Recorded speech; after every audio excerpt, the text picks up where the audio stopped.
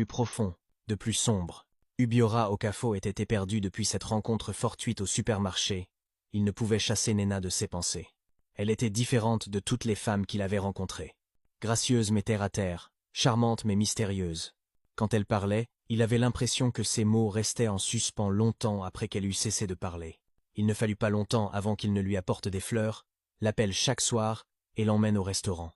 En un mois, son cœur ne lui appartenait plus. Et Nana, elle acceptait son affection avec un sourire calme, mais dans sa poitrine brûlait un feu différent. Chaque fois qu'elle touchait sa main, ses souvenirs s'aiguisaient. En quelques semaines, Obiora invita Nana à dîner chez sa famille. Dès qu'elle franchit les immenses portes noires, son cœur s'emballa. Sa vision vacilla à nouveau.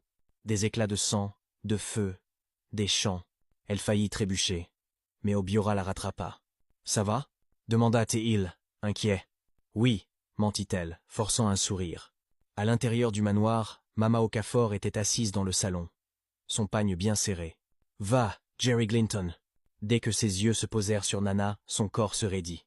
Elle eut l'impression qu'on lui avait versé de l'eau froide dans le dos. « Cette fille, le visage de cette fille. C'est impossible, murmura-t-elle. « Comment t'appelles-tu déjà » demanda sèchement Mama Agnès. « Nana, répondit-elle poliment. Mama Agnès força un sourire, mais ses paumes commencèrent à transpirer. Elle ne pouvait chasser l'impression d'avoir déjà vu cette fille.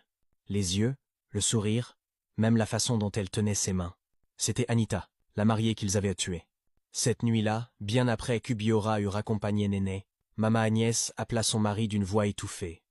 Tremblante. « Quelque chose ne va pas, » chuchota-t-elle. « La fille, elle lui ressemble trait pour trait. Exactement comme Anita. » Chief Okoro la rabroua. « Absurdité. Oublie ces pensées stupides. Tu laisses le passé te hanter. Anita est morte, enterrée, disparue. Tu m'entends? Disparue. » Mais Mama Agnès ne put dormir. Pour la première fois depuis des années, elle craignait que le passé ne revienne la hanter. Et Nana? Elle était allongée dans son lit, fixant le plafond, le cœur battant. Elle ne savait pas pourquoi, mais en quittant le manoir plus tôt, elle avait entendu une voix dans sa tête murmurer « Tu es chez toi, et ils doivent payer. » Bientôt, elle commença à gagner leur cœur. Cela commença par de petits gestes. Lors des dîners familiaux, Nana proposait son aide en cuisine, charmant les domestiques par son humilité. Elle riait aux blagues de Chief Fokofo, aussi éculées fussent-elles, et écoutait avidement ses histoires d'affaires. Elle accompagna même Mama